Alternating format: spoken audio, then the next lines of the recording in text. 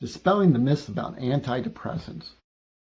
There were 2 meta-analytic studies. These are huge studies that looked at the impact of antidepressants about 10 years ago and another one about 8 years ago.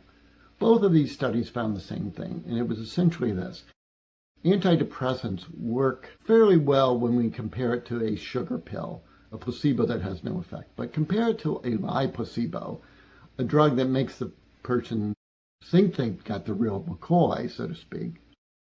We see that antidepressants make a difference for about 6, maybe 8% of the population. And these are the folks who are severely, severely depressed, often comatose depressed.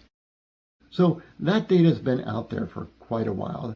Also then, in March of 2022, a really seminal study came out in Science magazine, which looked at over 300 studies which tried to prove the serotonin deficiency theory behind antidepressants correct.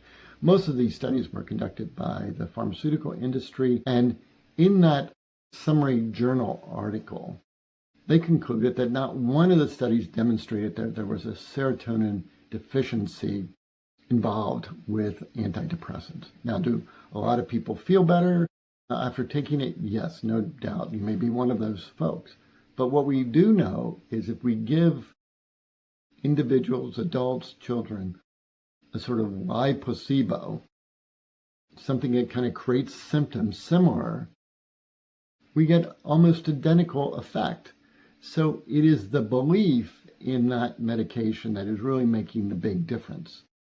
And yet, when we believe, we know that there is power in belief. However, the challenge becomes that when we look at antidepressant medication, if many of you went down this path, 6 months or a year later, you're going, oh, I'm not feeling quite, oh, let's give you a little more. Oh, let's try this one. Oh, we can add this. It's going to amplify what's happening. And so the sort of story goes on in ways to keep feeding this mythology, which is now well proven that there is no serotonin issue that's involved in depression. And thus, a lot of this is based upon the public believing in it. Now, if you have any question about the power of placebo, it is worth doing your research.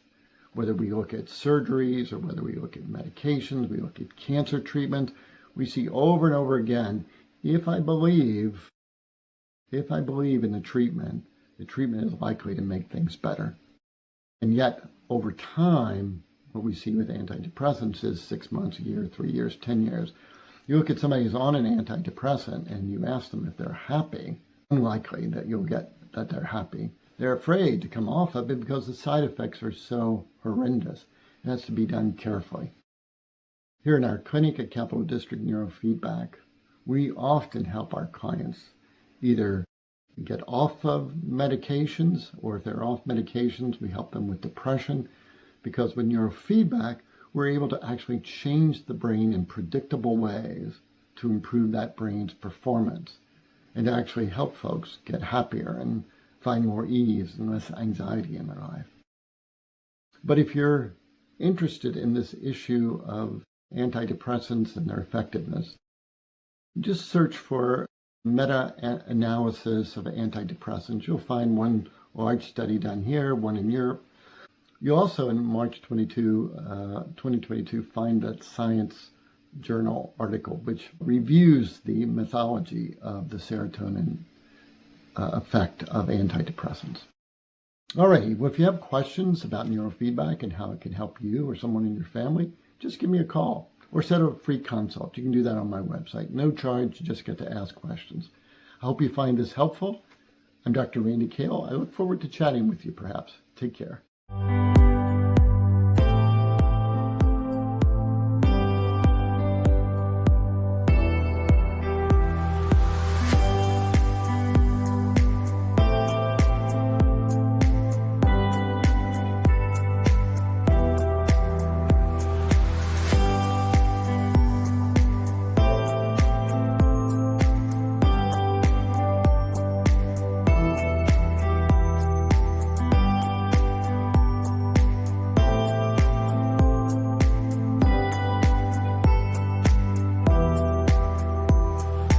you.